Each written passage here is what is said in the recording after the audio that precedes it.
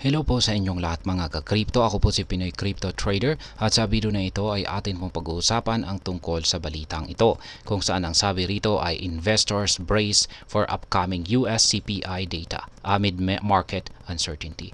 Yan ang kasalukuyang kalagayan po kasi ng crypto market ngayon ay wala pong kasiguruhan. Yan, uncertainty, market uncertainty.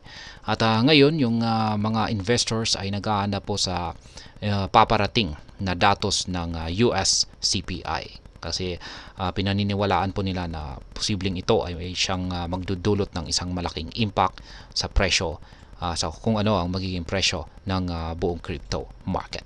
Kaya yan po ang siyang ating pag-uusapan sa video na ito. Pero bago po tayo magpatuloy ay nais ko lamang po munang bigyang linaw ang aking disclaimer kung saan ang nilalaman po ng video na ito ay hindi po ito isang financial advice. For education and information purposes lamang po ang layunin nito.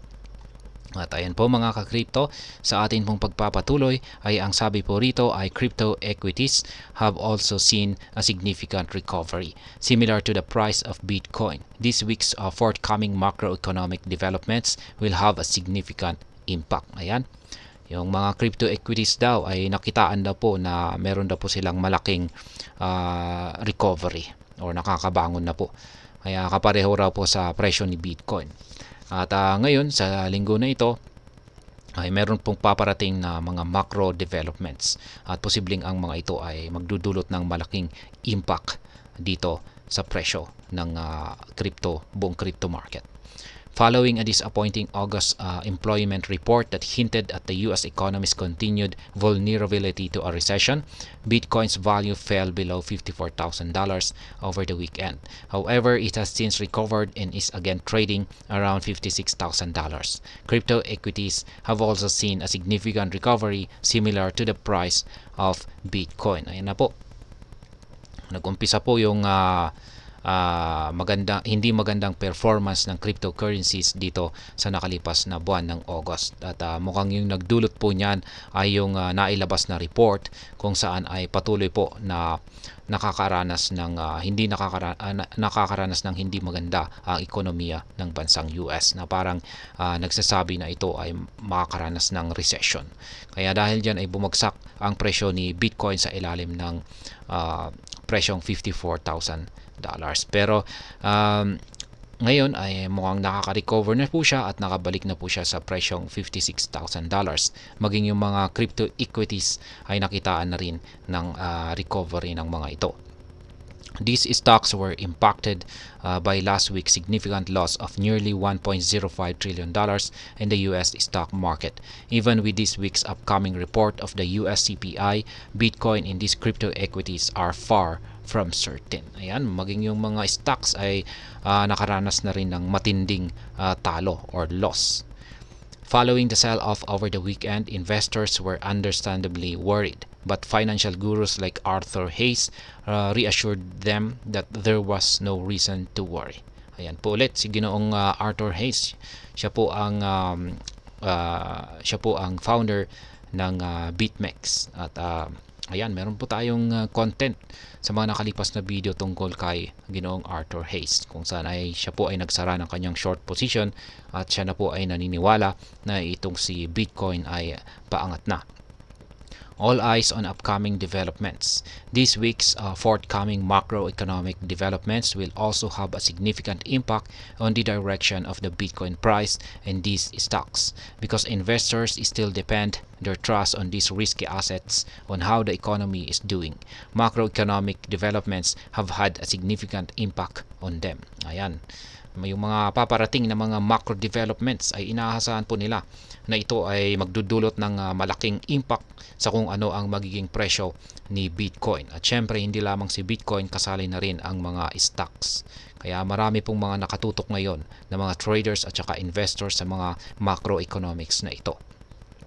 This week, investors will be watching the U.S. economy closely as the U.S. Bureau of Labor Statistics releases the inflation figures for August. On Wednesday, September 11, the U.S. Consumer Price Index or CPI numbers will be unveiled. On Thursday, September 12, the Producer Price Index or PPI numbers will follow. Ayan. Yan na po yung mga date kung kailan po ilalabas ng US, yung kanilang mga datos sa mga mga mahalagang macroeconomics na ito. Ayan, yung Bureau of Labor Statistics, Consumer Price Index at saka yung Producer Price Index. Kasi yan po ay ang mga datos na ito ay mahalagang basihan sa kung ano ang posibleng maging epekto nito sa mga presyo ng cryptocurrencies at maging ang mga stocks. The U.S. Federal Reserve is expected to hold its FOMC meeting next week on September 17 and 18.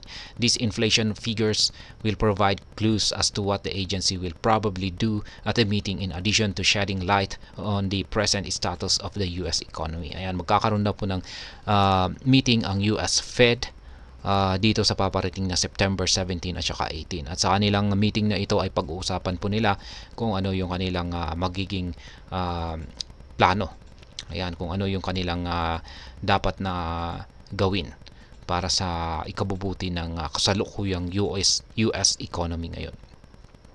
Investors may feel more comfortable putting their money into Bitcoin and crypto equities if the Federal Reserve's cut interest rates, which might help boost the economy. Kaya yan na nga, kung magdi-decide po ang Federal Reserve sa meeting na ito na sila ay magka-cut ng interest rates, ay syempre yung mga investor ay mas komportable po nilang ilagay yung kanilang pera dito kay Bitcoin at saka sa mga crypto equities na siyang makakatulong. Ayan, na siya pong makakatulong para lumago ang presyo or tumaas ang presyo ng mga cryptocurrencies. At ayan, hanggang dito na lamang po tayo sa video na ito mga ka-crypto. Sana po ay inyong nagustuhan ang aking paliwanag sa video na ito. Kung inyo po itong nagustuhan, pakiclick lamang po ang like button nito. Para naman po sa mga bago lamang dito, kayo po ay aking inaanyayahan para mag-subscribe. Pakiclick na rin po ang bell icon nito dahil ito po ang siyang magsisilbing notification nito sa mga bago kong videos na akin pong ina-upload sa aking YouTube channel na ito. Marami pong salamat sa panonood. Ingat po tayo lagi at God bless po sa ating lahat.